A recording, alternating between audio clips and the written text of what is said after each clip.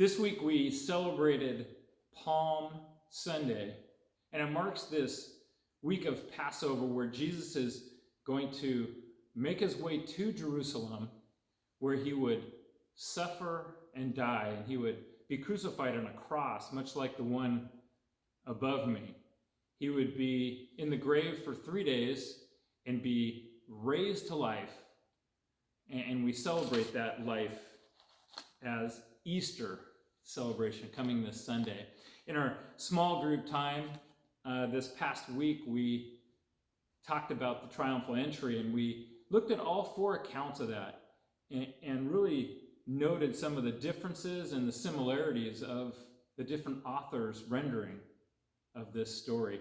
So I want to encourage you after this video to take a look at those 4 accounts and have the mindset, ask the question of, what were the crowds thinking as they came along this event? Why were they throwing palm branches down before Jesus and the donkey?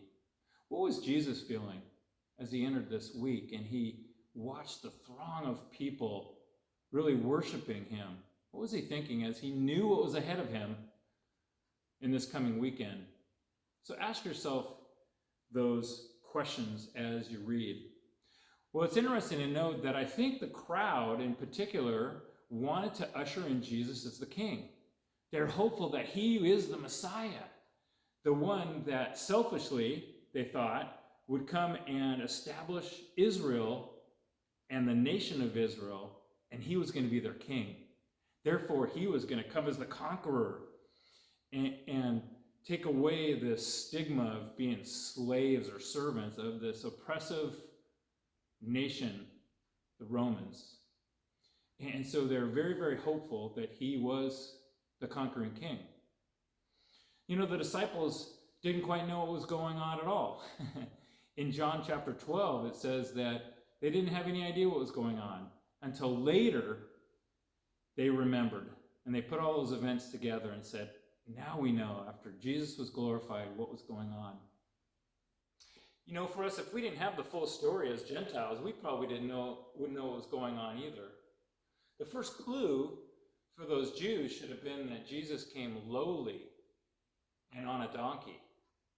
That should have been their first clue, that maybe this isn't the time he's coming in as the king. For us, we know the full story, so it's maybe easier for us to understand what's going on. But we know for sure, and I think it's clear for us, church, to understand for sure that Jesus did die, that he was in the grave, and that he was resurrected. Without those truths, folks, we cannot have our faith rest on that we have a living Savior. Well, how do we know that? 1 Corinthians 15 tells us those explicitly. It tells us explicitly those words, that Jesus died, that he was buried, and that he was raised again in 3 days in 1 Corinthians 15. And not only that, but he was seen by over 500 people as witnesses of him being alive. So folks, for us, we understand the depth of that reality. But the second thing is, we know that he's finished, and that's why he's sitting at the right hand of the Father. His work is done, it's complete. And the final act, if you will, is for him to come back as the conquering king. He will firmly establish his kingdom when he comes back, not as a lowly donkey, but he's going to come back on a white charger. I want you to hear these words in Revelation chapter 20, starting in verse 11. He says, "Then I saw heaven open, and a white horse was standing there.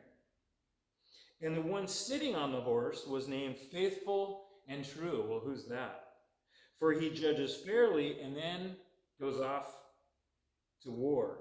His eyes were bright like flames of fire, and on his head were many crowns." And it says this, "And on his robe and his thigh was written the title, King of Kings and Lord of Lords." Beautiful description of the conquering king. He will be back, folks, mark my words, as the conquering king. And we celebrate that. Our faith can rest on the idea that he is a risen Lord. And I'm looking forward to celebrating that on Easter. I hope you are too. Tell your friends all about it. Invite them to church. 9:30 a.m. and 11 o'clock. We'll have 2 services on Sunday. Folks, don't forget about reading those passages of the triumphal entry and get a full understanding of what's happening during the Passion Week. Thanks, church. We'll see you again real soon.